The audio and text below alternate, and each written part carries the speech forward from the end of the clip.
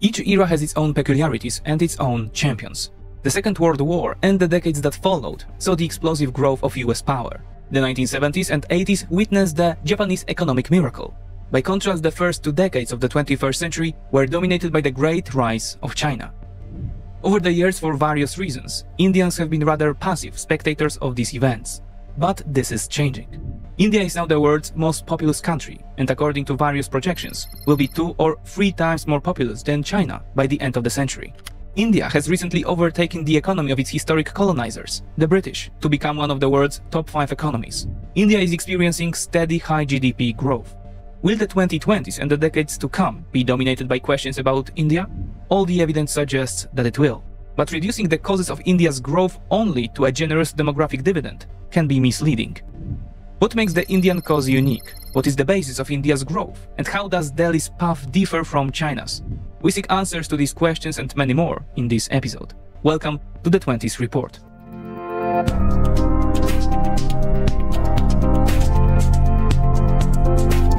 Consider leaving a like if you enjoyed the video to aid the algorithm. Since the dawn of time, India has been a key location for the formation of human civilization. Nearly 5,000 years ago, the Indus Valley civilization was formed along one of the world's longest rivers.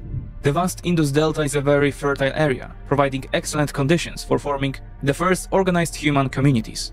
Interestingly, the archaeological site of Nirga in present-day Pakistan dates back to 7000 before Christ, so before the Sumerian civilization. For millennia, the geography of the region has determined both its resource wealth and its separation from the rest of the Eurasian supercontinent.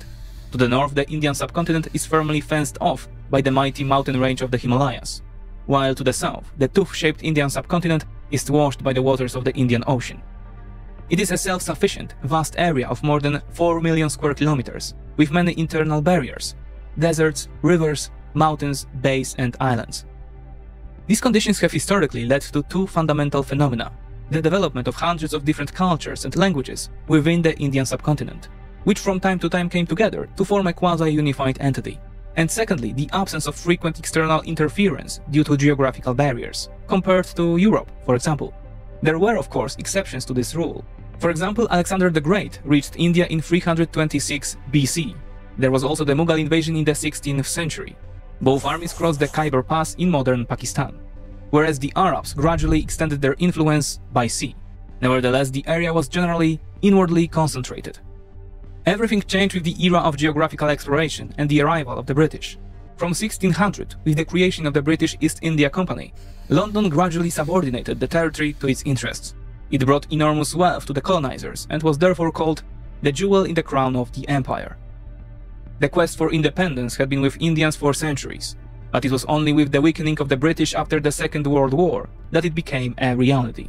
The year 1947 brought a break from the yoke of London, the unification of more than 500 princely states within India, and the partition of the territory into India and Pakistan.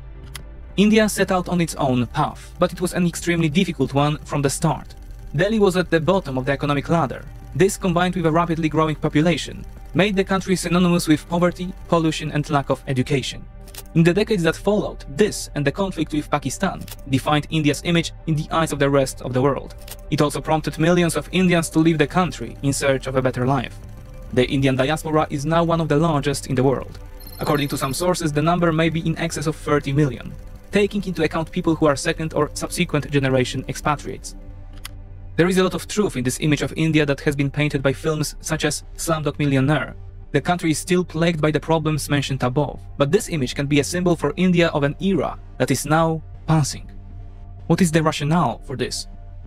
1,400,000,000 people. It is the size of India's population that is the first and most important issue when starting to think about India. But to suggest that India will be the champion of the next decade or decades on the basis of its huge population alone is a rather risky proposition. Of course, it is a key factor in Delhi's rise to prominence, arguably a necessary one. But to escape the image of China's underdeveloped poor neighbor, something more is needed. And India has that. But let's start with the basics. Between 2016 and 2022, when most people in the West were busy discussing Donald Trump's presidency or the coronavirus pandemic, when people don't have to think about how to get food every minute, their goals and actions naturally change. What's more, this process has coincided in India with the massive expansion of internet access. This brings us to one of the most important statistics of the current decade. In 2009, about 5% of Indians had access to the internet, about 60 million people. According to the Digital 2022 India report, India already had around 790 million internet users, or 57% of the population. By 2030, it will be over 90%. That's over 1,200,000,000 people, the most in the world. Of course, almost a billion Chinese are also connected to the internet. So what's all the fuss about? Firstly, the improvement of China's internet network has also been part of the country's economic success in recent years. However, there is a rather significant difference between India and China. One is that Indians speak English, and that changes everything. The Chinese, despite being the largest national group on the internet, for the time being, are essentially cut off from the rest of the world. Even if you get around the geo-restrictions with a VPN, there is still a language barrier. The language barrier that for a big part of the Indian population is non-existent.